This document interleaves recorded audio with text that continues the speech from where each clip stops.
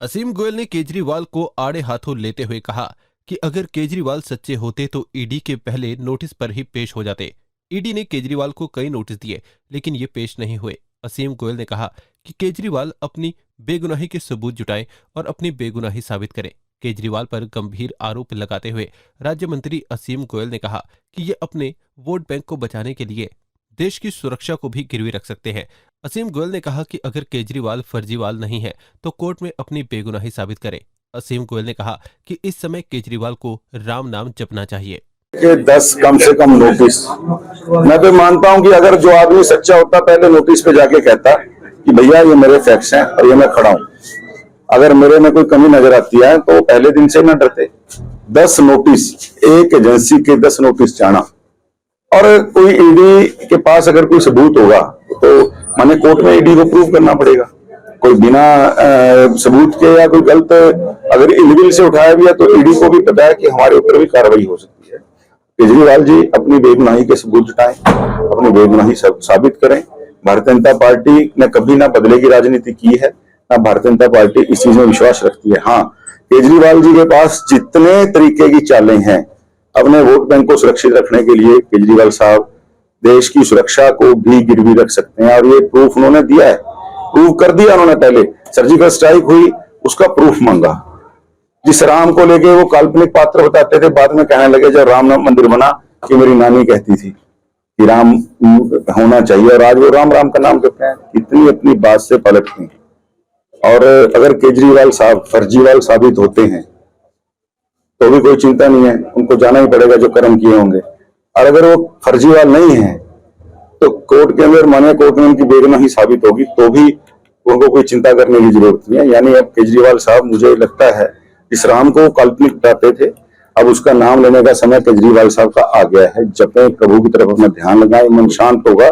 मन की शांति बड़ी चीज है। इस समय उनको सबसे ज्यादा जो चीज चाहिए, मन की शांति चाहिए।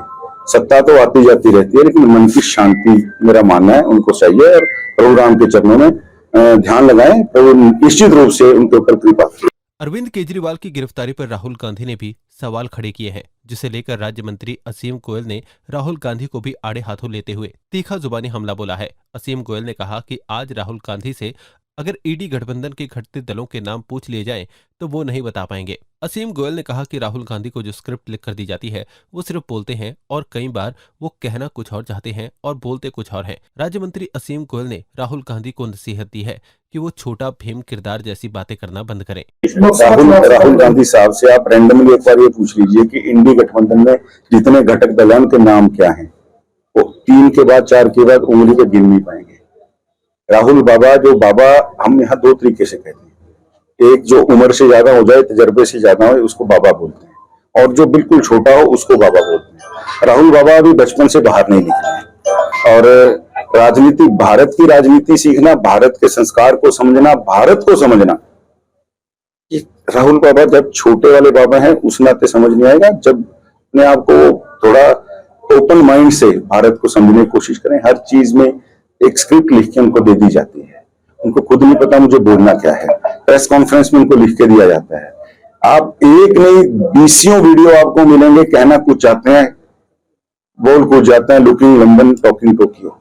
साहब, पहले अपने आप को गंभीर राजनेता के रूप में स्थापित कीजिए। पहले अपने आप को गंभीर आदमी बनाइए, फिर गंभीर राजनेता बनिए। देश आपको तब गंभीर मानना शुरू करेगा। आप सारा दिन ये छोटा भीम टाइप जो बातें करते हो, CNN नेटवर्क देखते हो, उससे थोड़ा बाहर आइए बाबा।